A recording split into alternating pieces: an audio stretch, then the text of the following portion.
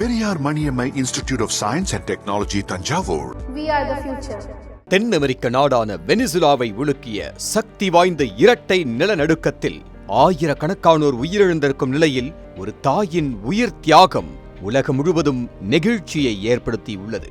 தனது 20 மாத குழந்தையை காப்பாற்ற தாய் செய்த தியாகமும், அதைத் தொடர்ந்து கால்பந்து வீரர் கணவர் வெளியிட்ட உருக்கமான பதிவும் சமூக வலைத்தளங்களில் வைரலாகி வருகிறது. என்ன நடந்தது என்பதை பார்க்கலாம். வெனிசுலாவில் கடந்த சில நாட்களுக்கு முன்பு அடுத்தடுத்து 7.2 மற்றும் 7.5 ரிக்டர் அளவில் சக்தி வாய்ந்த நிலநடுக்கங்கள் ஏற்பட்டன. தலைநகர் காரகஸ் உள்ளிட்ட பல பகுதிகளில் நூற்றுக்கணக்கான கட்டடங்கள் இடிந்து விழுந்தன.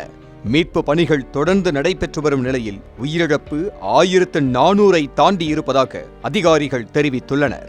இந்த பேரழிவில் வெனிசுலா கால்பந்து வீரர் ஹெக்டர் பெல்லோவின் மனைவி ஆண்ட்ரியா உயிரிழந்த சம்பவம் பலரையும் கண்கலங்க வைத்திருக்கிறது. கட்டடம் இடிந்து விழுந்தபோது தனது 20 மாத மகள் அலானாவை உடலால் அரவணைத்து பாதுகாத்ததால் குழந்தை உயிர் தப்பியது. பின்னர் இடிபாடுகளிலிருந்து அலானா உயிருடன் மீட்கப்பட்டாலும் தாய் ஆண்ட்ரியா உயிரிழந்தார். மனைவியின் மறைவுக்கு பிறகு ஹெக்டர் பெல்லோ தனது சமூக வலைத்தளத்தில் உருக்கமான பதிவு ஒன்றை வெளியிட்டுள்ளார்.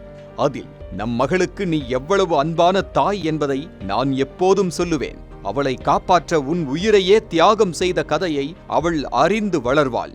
நீ எங்கள் குடும்பத்தின் உண்மையான ஹீரோ என்று குறிப்பிட்டுள்ளார். மேலும், மகளே, நீ வலிமையாக இருக்க வேண்டும். உன்னை உலகிலேயே மிகவும் மகிழ்ச்சியான குழந்தையாக வளர்ப்பேன். உன் அம்மா சொர்க்கத்திலிருந்து நம்மை கவனித்துக் கொண்டிருப்பார் என்று தனது மகளுக்கு எழுதியுள்ள வார்த்தைகள் பலரையும் உருக்கத்தில் ஆழ்த்தி உள்ளன.